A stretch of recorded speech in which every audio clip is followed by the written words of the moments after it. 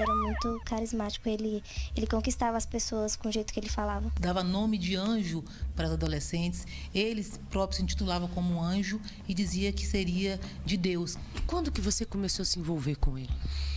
Foi quando eu via que muita menina ia para casa dele. E eu comecei, se elas vão, eu também vou. Ele utilizava tudo isso para praticar abuso e conseguiu consumar o ato sexual com diversos adolescentes, algumas com 11 anos de idade. Depois que eu suspeitei que eu estava grávida, ele falou que eu só tinha ficado com ele para acabar com a vida dele, que ele tinha se arrependido, que eu era um erro. Os pais e o pastor da igreja dizia que o comportamento dos jovens mudaram. Eles passaram a ficar mais agressivos em casa e praticando autolesão, uma automutilação. Cortavam os braços e as pernas. Foi por causa das chantagens dele, ele me manipulava muito. E ele me chantageava muito. Se eu não fizesse a vontade dele, ele falava coisas que me magoavam muito. Eu já cheguei até me matar, tomar 3 comprimidos antes de dormir. Dói ouvir isso? Dói. Acho que para qualquer mãe, né? A gente tem que reagir tanto por ela como pelos outros. Você é um homem de Deus, Gilmar? O que você fez foi de Deus?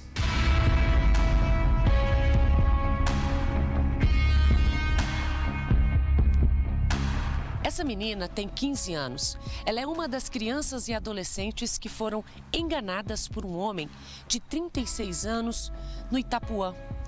Ele é um falso pastor, se intitulava Anjo e dizia que era pai de todas essas meninas, para que pudesse assim se aproveitar e abusar de todas elas.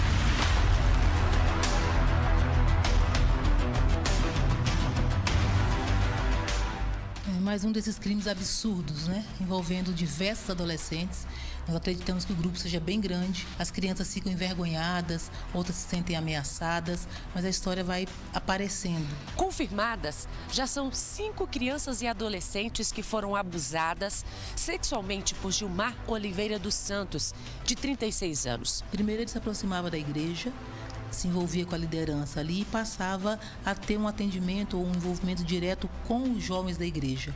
Em uma delas, ele chegou à igreja, na última, trazendo já esses adolescentes com ele, entre 10 e 15 anos. Ele levou cerca de 20 adolescentes que o seguiam. Ele praticamente estava criando quase que uma seita em torno dele mesmo e as crianças chamavam ele de pai. E, apesar de chamá-lo de pai, ele ainda utilizava essas simulações aí para conseguir abusar dessas crianças. A mãe de uma das vítimas já tinha desconfiado que tinha algo de errado. Cheguei a falar para ela que eu não tinha gostado do pastor, né, da forma do pastor, dos pastores, né, que era um casal. E falei com minha filha, falei, eu não gostei de lá, tem alguma coisa errada lá. Eu presinto que tem alguma coisa errada, eu não sei dizer o que é. E aí eu falei com minha filha, eu falei, olha, você precisa ir lá, né? E ela falou assim, não, eu vou. E ela foi com uma outra pastora.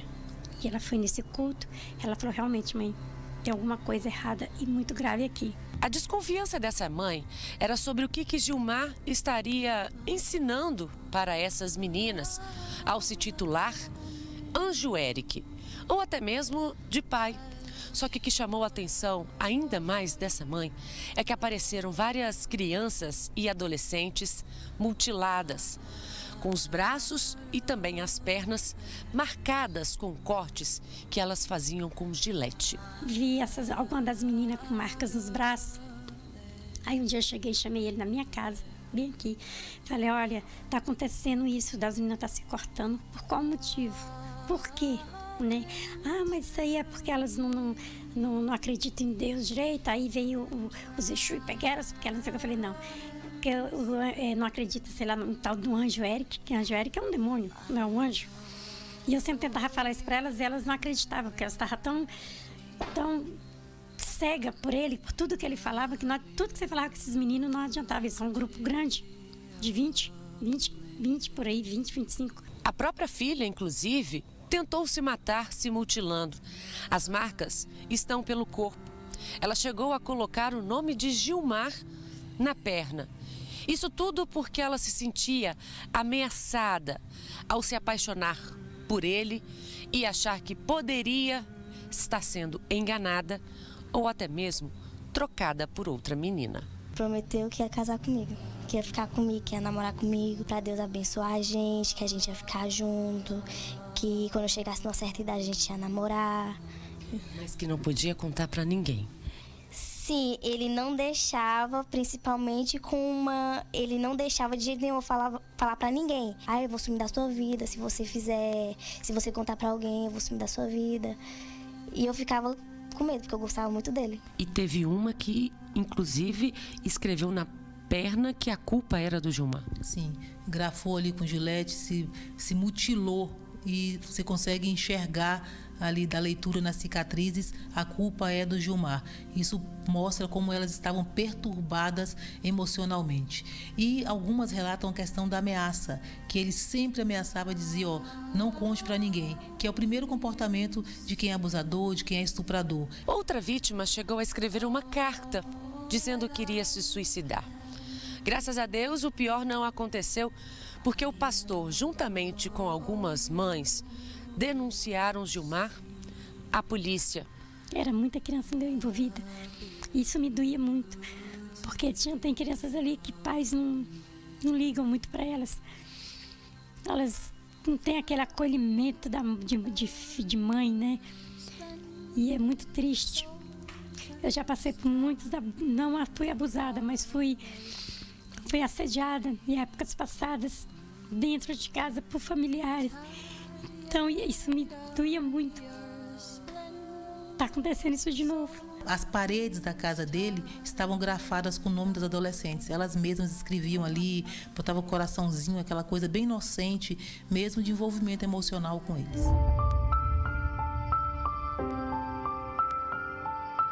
Depois do meu aniversário, ele falou que de presente eu ia ganhar um selinho que Deus tinha deixado. E ele começou a me dar selinho. Com isso, aí ele foi aumentando. Até que vocês tiveram relação. Sim. E falava em nome de Deus. Sim. Falava que Deus deixou, que era da autorização dele. E que ele era um anjo.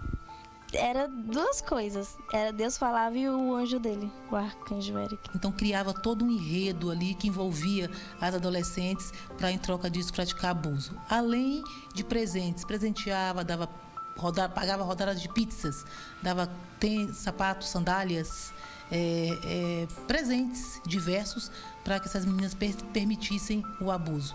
E com o tempo elas passaram a se envolver. Nós temos diversas adolescentes envolvidas no caso que estavam envolvidas emocionalmente com eles. Inclusive ele prometia casamento, dizia que iam casar, tal. Quando que você começou a frequentar as igrejas? Você tinha quantos anos?